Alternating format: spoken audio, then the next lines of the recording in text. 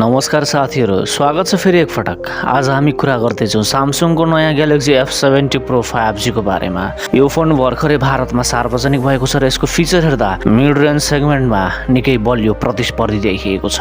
त्यसोभए यसको design, display, performance, camera, battery, software, connectivity र मूल्य सबै कुरा विस्तारमा हेरौँ है त। सबैभन्दा पहिले डिजाइनको कुरा गरौँ। सामसङले यस फोनमा आधुनिक र प्रिमियम डिजाइन दिएको छ। अगाडि ठुलो डिस्प्ले र पछाडि आकर्षक क्यामेरा डिजाइनका कारण फोन निकै स्टाइलिश देखिन्छ। साथै यसमा IP64 dust and water resistance पनि दिएको छ, जसले सामान्य धुलो र पानीका छिटाबाट सुरक्षा प्रदान गर्छ। सुरक्षाका लागि इन डिस्प्ले फिङ्गरप्रिन्ट सेन्सर पनि समावेश गरिएको छ।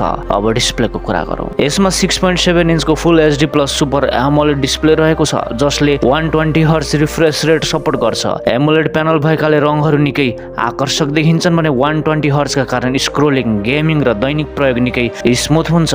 पर्फर्मेन्सको कुरा गर्दा यसमा Qualcomm Snapdragon 6 Gen 3 4nm processor प्रयोग गरिएको छ। यसले दैनिक प्रयोग, मल्टिटास्किङ र अधिकांश गेमहरू सहज रूपमा चलाउन सक्षम बनाउँछ। फोनमा LPDDR5X र्याम र UFS 3.1 स्टोरेज प्रयोग गरिएको छ, जसले एप छिटो चल्न र राम्रो स्पिड दिन मद्दत गर्छ। अब सफ्टवेयरको कुरा गरौँ। Galaxy F70 Pro 5G Android 16 मा आधारित One UI 8.5 सँग आउँछ। सामसङले यस फोनका लागि 6 वटा एन्ड्रोइड OS अपडेट्स र 6 वर्षसम्म सेक्युरिटी अपडेट्स दिने बाचा गरेको छ। साथै सामसङ नक्स सेक्युरिटी, र्याम प्लस र केही ग्यालेक्सी AI फिचर्सहरू पनि उपलब्ध छन्। क्यामेराको कुरा गर्दा पछाडि 50 मेगापिक्सलको OIS main camera, 5 megapixel ultra wide camera र 2 मेगापिक्सल म्याक्रो क्यामेरा रहेको छ। OIS का कारण फोटो र भिडियो दुवै बढी स्थिर आउँछन्। फोनले 4K भिडियो रेकर्डिङ, नाइट मोड, पोर्ट्रेट मोड, पानारोमा र स्लो मोसन जस्ता फिचर पनि सपोर्ट गर्छ। अगाडि 12 मेगापिक्सल सेल्फी क्यामेरा दिएको छ, जसले राम्रो सेल्फी र स्पष्ट भिडियो कलको अनुभव दिन्छ। ब्याट्रीको कुरा गर्दा यसमा 6000 mAh को ठुलो ब्याट्री रहेको छ,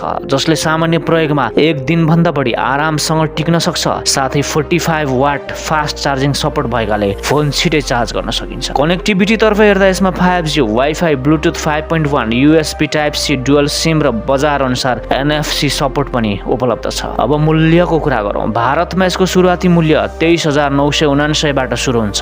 नेपालमा आधिकारिक रूपमा लन्च भएको छैन, तर चाँडै आउनेवाला छ र आएमा यसको मूल्य करिब 42,000 देखि 49,000 बीच हुन सक्ने अनुमान गरिएको छ। यदि तपाईँ राम्रो एमोलेड डिस्प्ले, शक्तिशाली Snapdragon processor, 6000 mAh battery, 45 watt fast charging, OIS camera, लामो समयसम्म सफ्टवेयर अपडेट भएको फोन खोज्दै हुनुहुन्छ भने Samsung galaxy F70 Pro 5G राम्रो विकल्प हुन सक्छ। तपाईँलाई यो फोन कस्तो लाग्यो कमेन्ट गरेर आफ्नो विचार अवश्य भन्नुहोस्। भिडियो मन परे लाइक, सेयर र च्यानल सब्स्क्राइब गर्न नबिर्सनुहोला।